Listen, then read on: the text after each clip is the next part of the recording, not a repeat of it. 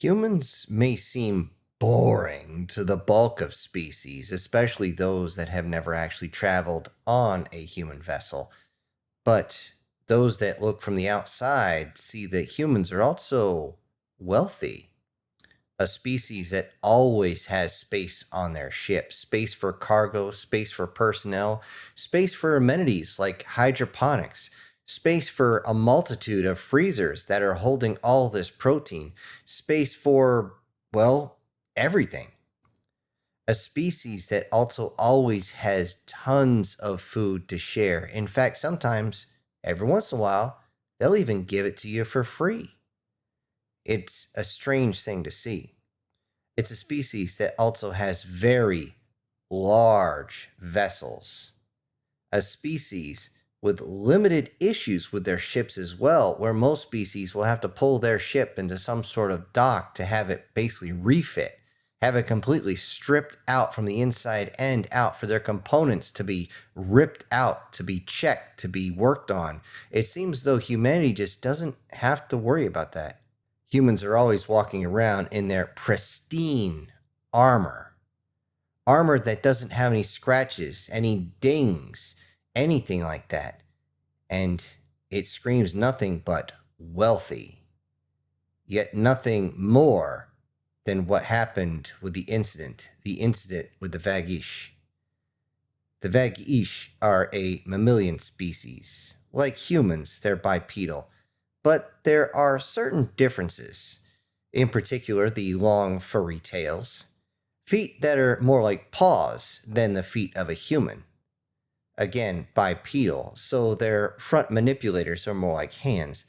They're very animalistic though, especially in the facial features, especially when it comes down to the nose, the shape of the mouth, and of course the eyes themselves. The ears that they have are moved from the side more towards the top of the head, but they're not all pointy. Some of them flop down to the side. And of course, when they smile, is what the humans call it, you can see the very pointy canines type teeth that are simply there, that look like they're ready to rip into anything at any single moment, even though more often than not, the Vagish just keep to themselves. One thing that surprised everybody is the fact that the Vagish, the majority of their body, has no fur. It's odd. What's also strange is they're extremely matriarchal society, but this actually falls into logic, as the fact of the matter is, due to whatever their hormones are doing, it's usually a 7-to-1 ratio. 7 females are born to every 1 male. And since all the males always end up fighting to be the dominant ones, to be shown in front of the females, this means that the mortality rate for the males is surprisingly high. Though for them, this is not an issue. What turned out to be the biggest issue is the fact that they are exclusively carnivores. And this led to a major problem. A rapidly spreading disease on 2 of their colonies kills 70 to 80% of their protein sources. On top of that, a supervolcano on their homeworld makes their food sources and survival difficult, to say the least. Because of this, they realize that they're going to need aid and they immediately call for it. No one responds at first due to the size of the issue, as everyone is looking to see what they can do. Many species are hoping that the Vagish will simply go extinct. Why? It's free real estate. To this end, there's a lot of talk. Talk of sending aid, talk of all kinds. However, no one physically responded, at least not beyond the words. The hot air that came out of their mandibles, out of their throat sacs, it didn't matter. It was nothing but words, empty platitudes. No one actually responded. Well, no one except the humans. Before they showed up, the humans asked the Vagish if there was something they needed desperately. And the Vagish let them know that their main food supply, a varmint called an ass-alot, is going extinct. Its habitat being almost completely destroyed by the supervolcano, and because of that, The food is just gone. They're not producing fast enough to feed the population. There was also predation from the Vagish themselves, as most of them did survive the actual volcano, but now their food supply is just not there. Approximately 30 to 35% of their breeding facilities for their food was completely destroyed or buried or in otherwise incapable of creating any, which means that all the rest have been trying to keep up, but it's just not enough. They know that pretty soon everyone's just going to start storming the facilities and take what little's left, and then they're pretty much done. They'll all starve. With this information, the humans simply said, "Don't worry, we'll be right there." With everyone else basically saying the same thing, the Vagish decided that they would simply roll over and die because they do not have enough ships to get their own off the world. They don't have enough other colony worlds. And they can't actually pull those off the colony worlds that are infected. They can't risk spreading it. So what are they going to do? They all had lost hope when the humans arrived. Dropships, thunder straight towards the atmosphere, and when they were ordered to halt and identify themselves, all the response was, "We are the Human Emergency Response Fleet. Clear the way. We're coming through." The defenses were far too weak to handle any type of invasion, even if they could fire out. Those that were inside the stations, inside the weapon systems, were so malnourished at that point, they wouldn't be able to actually hit their target as they're starting to see, well, anything and everything. They're delusional because they can't eat. So they simply expect to be tore apart. Even those that can possibly target the ships coming down, they don't fire. However, they realize even if they fire, it would be rather pointless. Human ships that arrived, massive cargo vessels covered on all sides by smaller ships, suddenly detached the smaller ships. Each of these smaller ships still larger than even what the humans call an aircraft carrier, headed down towards the planet, not slowing down, as though they're simply letting gravity pull them towards the surface. And yet once they get through the outer atmosphere and start to cool off, they slow down a lot and get ready to make planetfall. The larger ships simply hold their positions at 0.5 lunar orbit. At first, everyone wonders, are they going to start shooting at us? What's going on? What are these humans going to do? It doesn't take long for them to realize that this is a resupply ship. They look close and they realize that none of these ships are carrying large weapons. These look like giant cargo vessels. What is going on? On the ground, they got their answer. As the ships slowly land, spraying up dust all around them as the stabilizer thrusters keep bursting sideways just to make sure that they land softly, everyone looks over to these ships and sees a distinct marking on every single one. They don't know what this means. It's simply a vertical red bar and a horizontal red bar that goes across its midsection. What the hell is this? They keep asking themselves, but they don't even know. On the homeworld, ships land and immediately begin to open. There's no hesitation. Some even begin opening their cargo bays before they even touch down. Before anybody realizes what's going on, humans rush out along with their mechanical counterparts, and all they see is what looks like an army of robots. But they look, and there's a distinct change in the movements. The mechanical machines move one way. The humans in their exosuits move another. And yet they all move to do certain things. They hurry up and they set up medical stations. They set up food lines for everyone to get there. Announcements are sent out as vehicles run through the streets telling everybody to come over and get as much as they need. However, eat slow so you don't puke it back up again. Food is plentiful. However, it's all preserved meats, mostly frozen meats.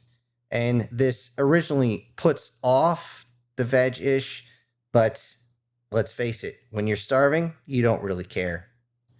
There are also additional packages at different crates These are full of pouches of feline and canine treats for the young, treats that many of the youngest ones simply gobble down. At first, they don't want it as they see this sort of paste being pushed out, but with a simple lick, their eyes get very wide and they can't seem to lick it up fast enough. With this, the food situation is taken care of at least for a while.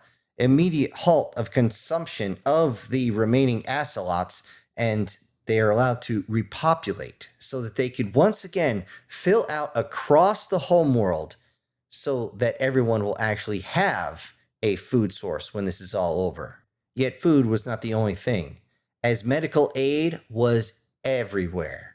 If anyone wanted medical aid, all they had to do was look for that same symbol. It was on certain temporary shelters that the humans set up, and it seems though the humans were already sitting there waiting with tables, benches, medications, all sorts of technology getting ready to treat who had anything from the smallest little cut to a massive infection to full-on surgical suite so they could put folks back together. When asked how they did this, humans simply moved their shoulders up and down and said, "This is just a standard logistical flex." The Vagish did not understand it, but they were thankful for it.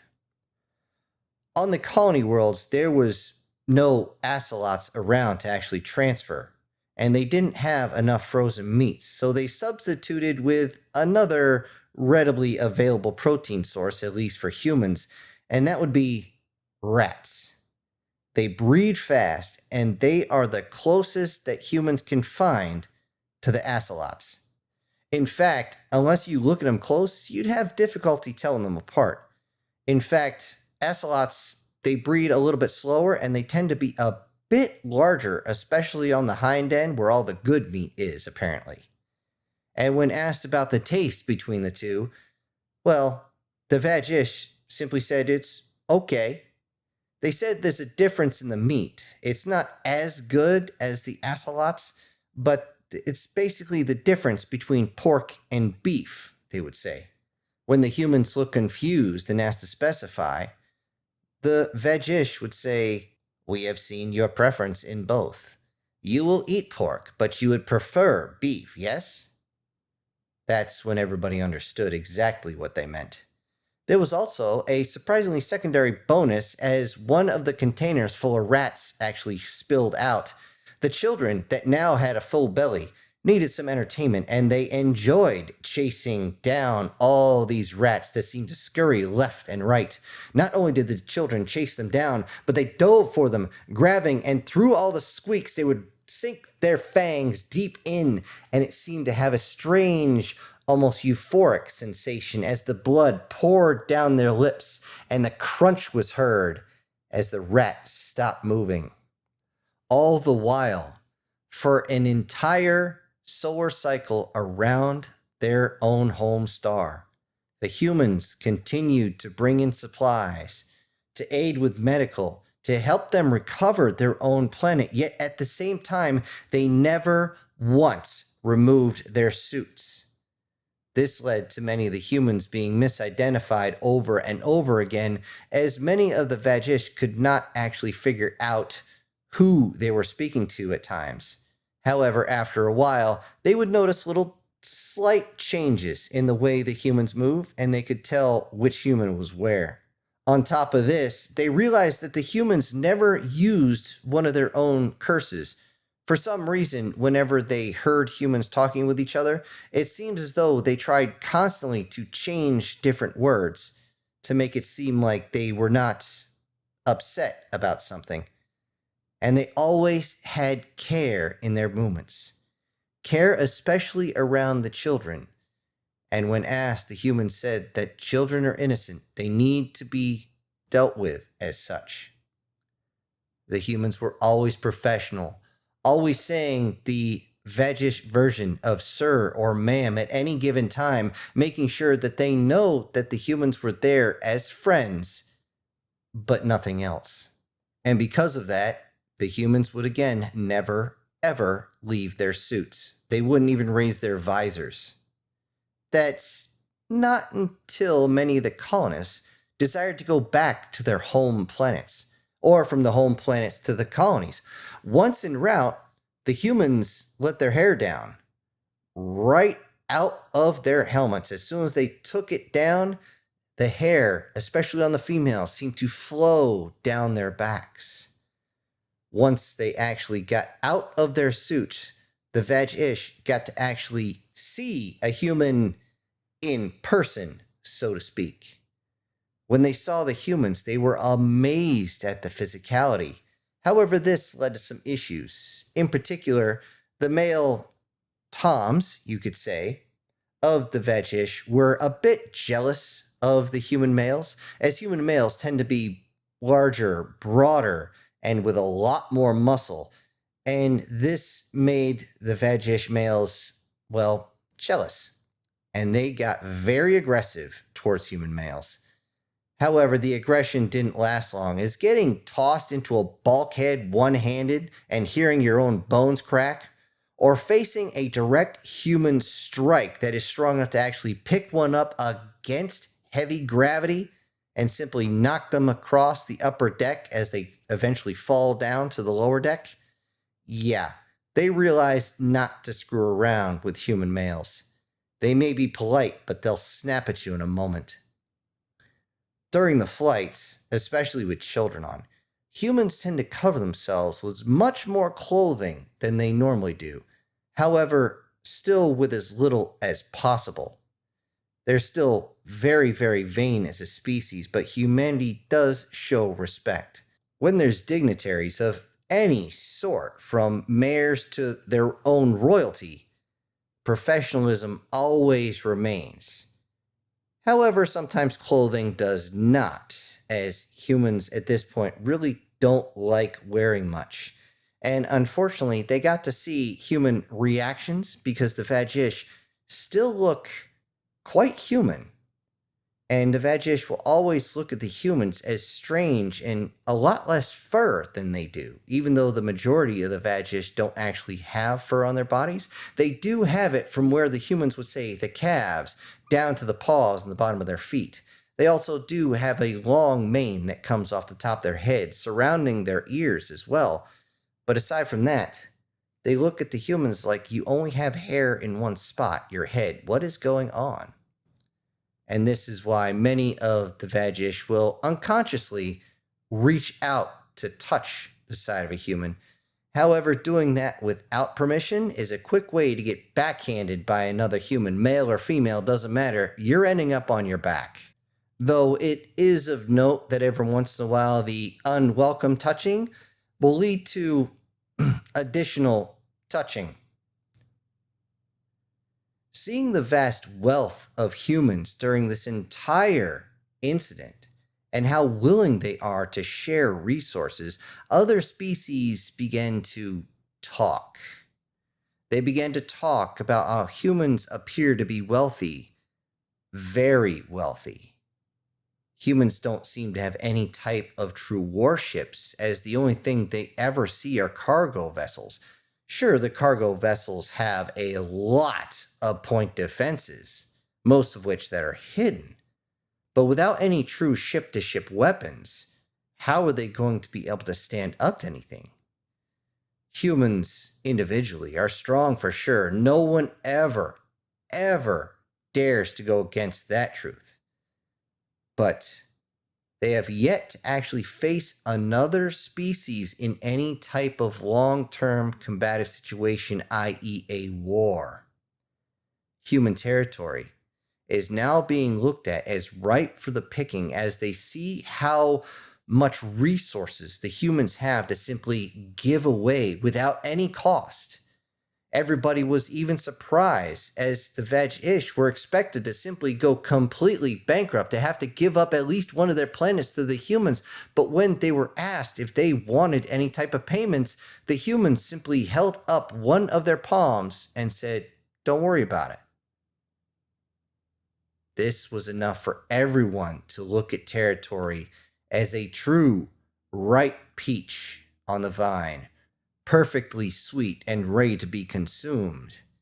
They believe that the humans, if they cannot fight in space, then this is going to be a quick conflict. They would be able to go in and cut off a colony, 2 colonies, 3 colonies, or even the humans' homeworld, and then hold them there and force them to work for another species, to surrender all their resources, keep them as a slave species, to dump out even more and more resources.